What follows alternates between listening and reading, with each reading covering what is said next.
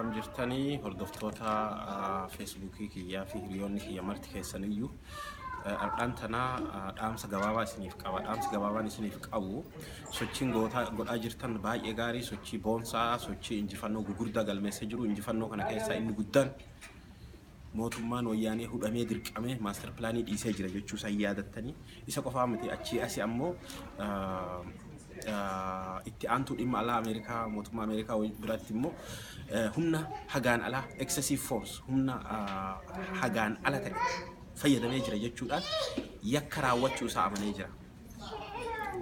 Gama biraatiin immoo dhaabbata dimokiraataa uummata Oromooti karaa Asteer Maammoo fa'aanii ka'umsi balleessaan kennaa ka'umsi mormiin kun akka ka'u hundee yookaan immoo maddi mormii kanaa rakkoo nu bira jiru rakkoo bulchiinsa gaarii hanqina bulchiinsa gaariiti jedhanii amananii jiru jechuudha.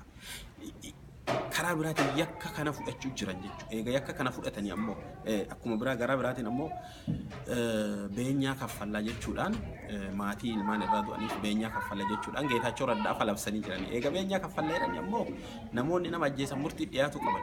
Namoota dhukaasanii rasaasa dhukaasanii ajjeesan qofa warri ajajanii murtii dhiyaatu qabanii kan ammoo amananii jiru. Humna fayyadamuu qabnu ol fayyadamne jechuun amanuudha yakka san badii san amananii jiru rakkoo raawwatan san kun injifannoodha.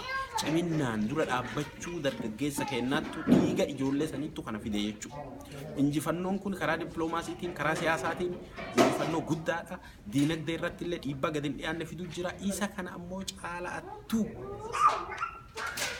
caalaattuu keessattuu gara diinagdeetiin qaraxa kaffaluu didu gibira kaffaluu didu biyya baasii adda addaa waan mootummaa teembira irraa bituu didu mana murtii dhaquu didu jaarsummaadhaan dhimma itti fudhachuun waan mootummaa ajajamuu diduu fi mootummaa tumsuu diduudhaan mootummaa kana laamshessuun hin danda'ama waan ta'eef karaa kanaan akka itti deemtan of eeggannoo wanni godhuu qabdan tokkoffa dhimma amantii wal qabate irratti yeroo ammaa kana mootummaan kun jala deemee bakka mormiin itti cimetti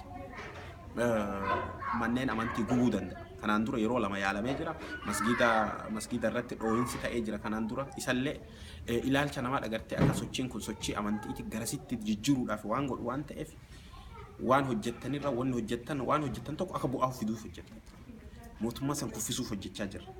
Mootummaa san jijjiirree sirna dimokiraatawaa fiduuf sirna san jijjiirree sirna dimokiraatawaa sirna bilisummaa nuu fidu bilisummaa fi dimokiraasiif falmachaa jira waan ta'eef waan gufuu nuti ta'aa kan hojjetan waan amantii wal qabate namoota hojjetan yoo argitanillee qaba kaaffii seeraa irra fudhadha namoota waan akkasii hojjetan hordofaa dammaqinaan hordofaa waan akkasii ofirraa eegaa isin